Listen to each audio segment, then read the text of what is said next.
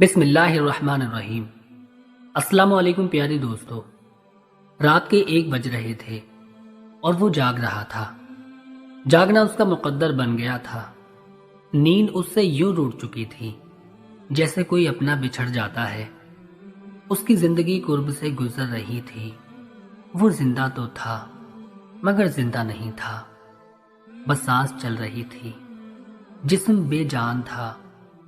जहां वो बैठा है वो जेल की काल कोठरी है। दीवारें वहशत ज़दा हैं। तन्हाई का खौफ चारसू डसने को आता है। वो बेबस है, काल कोठरी से बाहर निकल नहीं सकता। बाहर से कोई उसको मिलने नहीं आता। जब से वो यहाँ कैद है उसकी दुनिया वीरान सी हो गई है। रिश्तेदार, दोस्त, अहबाब सब बेगाने हो गए हैं। दुनिया की रंगीनी खो सी गई है। वो यास की तस्वीर बना खुद कलामी में मुब्तला है। खुद से सवाल करता है, फिर खुद में गुम होकर उन सवालों के जवाबात तलाश करता रहता है। उसकी समझ में कुछ नहीं आता, आखिर किस जुर्म की सजा पाई है। ये काल कोठरी मेरा मुकद्दर क्यों बनी है।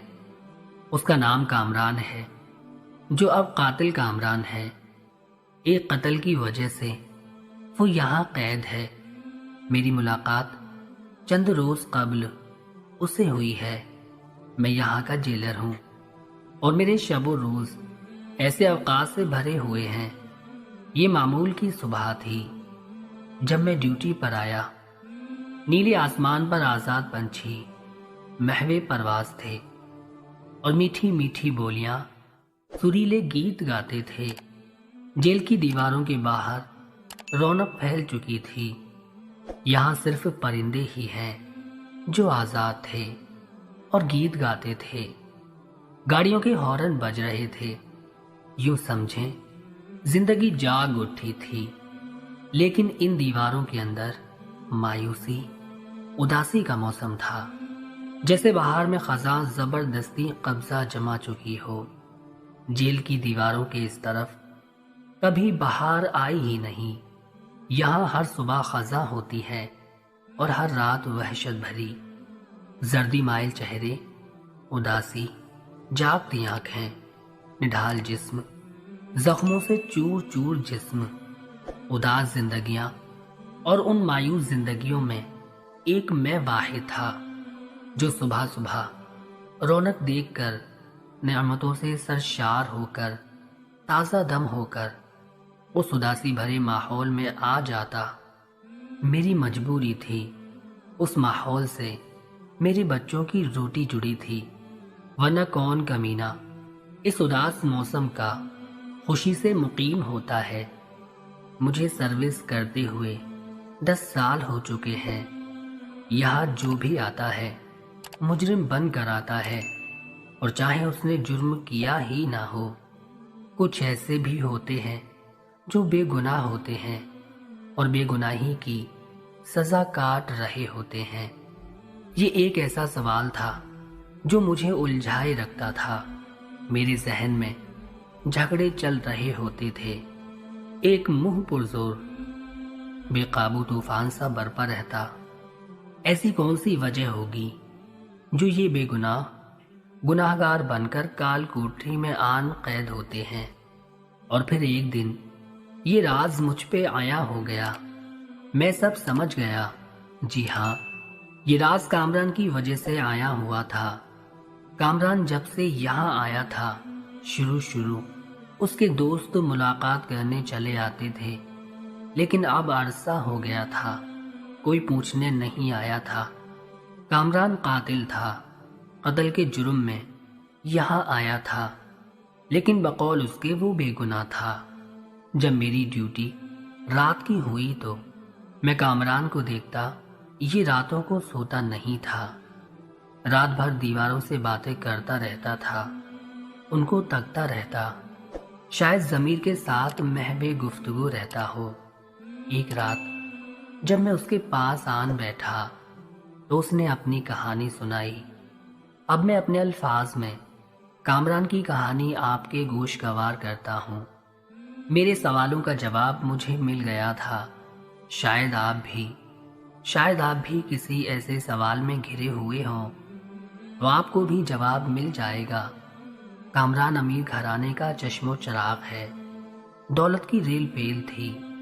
اللہ تعالیٰ کی قدرت ہے کہ کئی تو منہ میں سونے کا چمچہ لے کر پیدا ہوتے ہیں اور کئی پیدا ہوتے ہی منحوس کہلائے جاتے ہیں۔ ہمارا معاشرہ اپنی عقل سے کسی کو کیسے نوازتا ہے تو کسی کو کیسے، کسی کی پوجا کی جاتی ہے اور کسی کو منحوس گردانا جاتا ہے۔ کامران اکلوتا تھا، اس سے پہلے اور بعد میں کوئی بھی نہیں آیا تھا۔ 16 سال کا تھا تو ماں کی شفقت سے محروم ہو گیا۔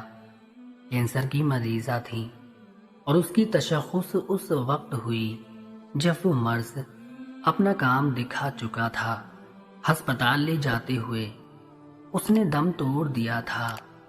باپ نے اس کی پرورش میں کوئی کمی نہ رکھی تھی، ہر وہ چیز اسے مل جاتی جس کی فرمائش کی جاتی۔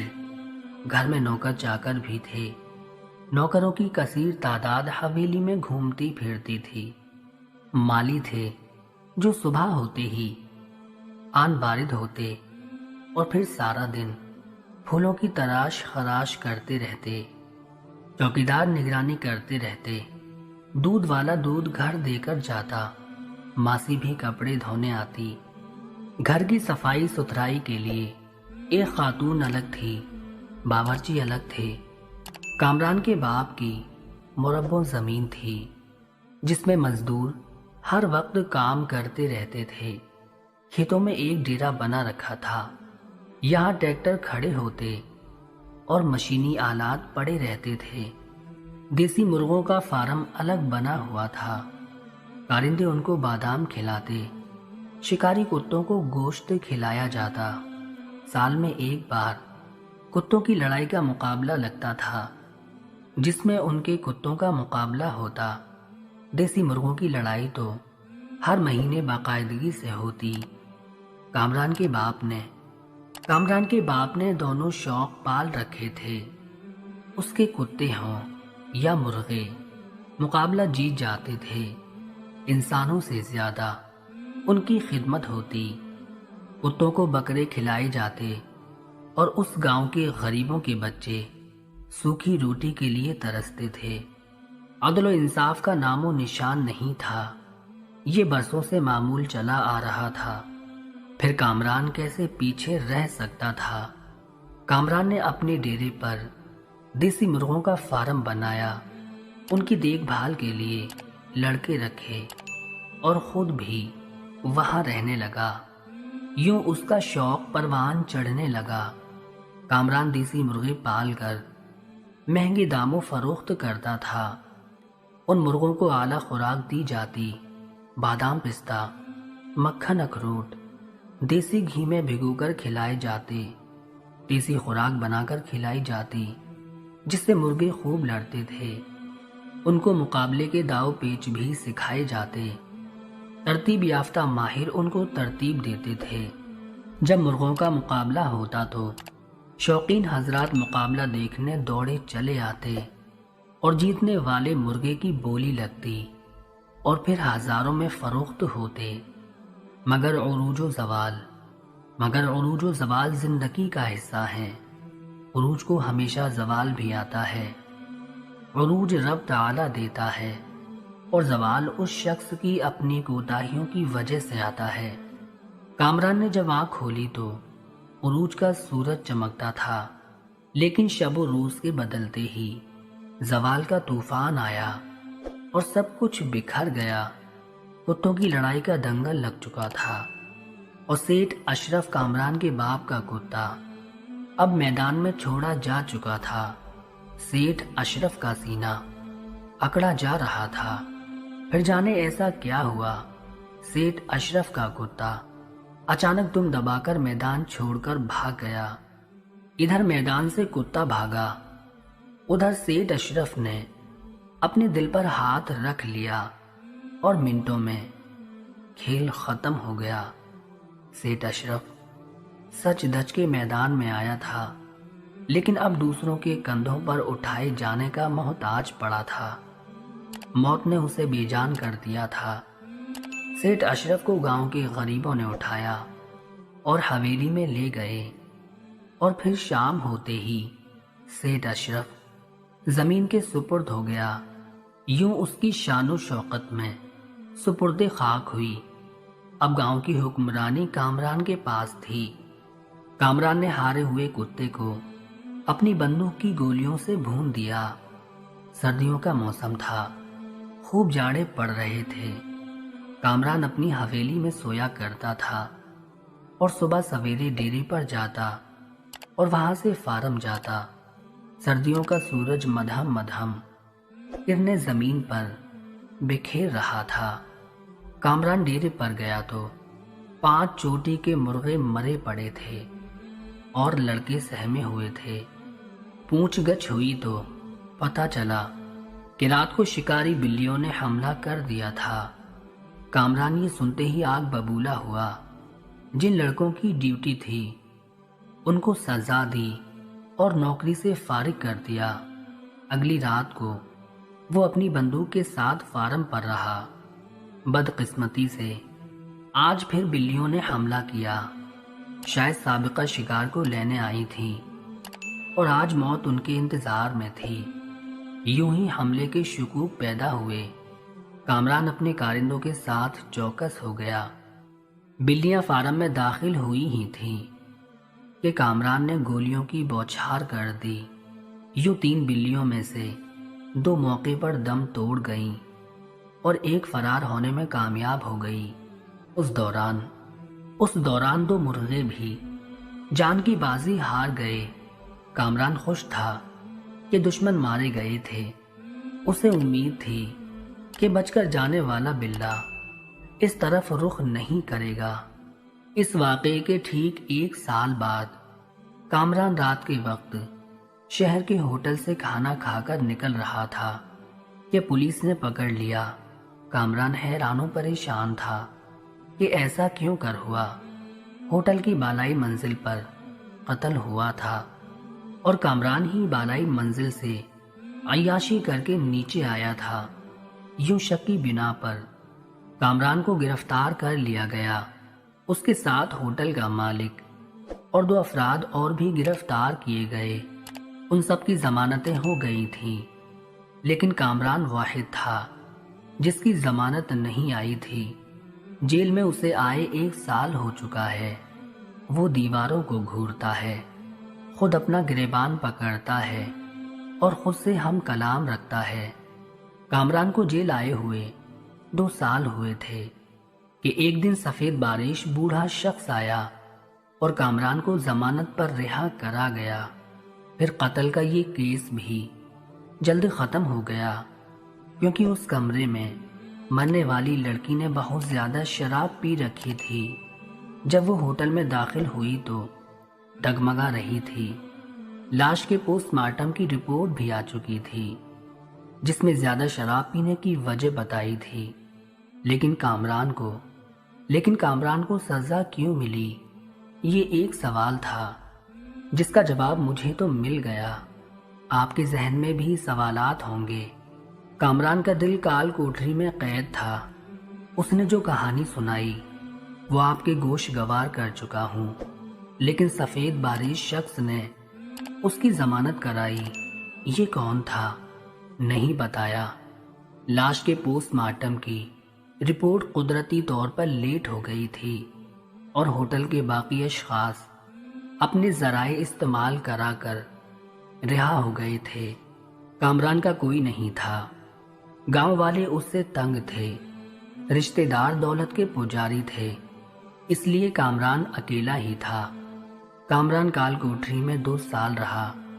दूसरे साल उसकी जिंदगी की काया पलट गई। उसके शौक बदल गए, उसकी जिंदगी के दिन रात बदल गए।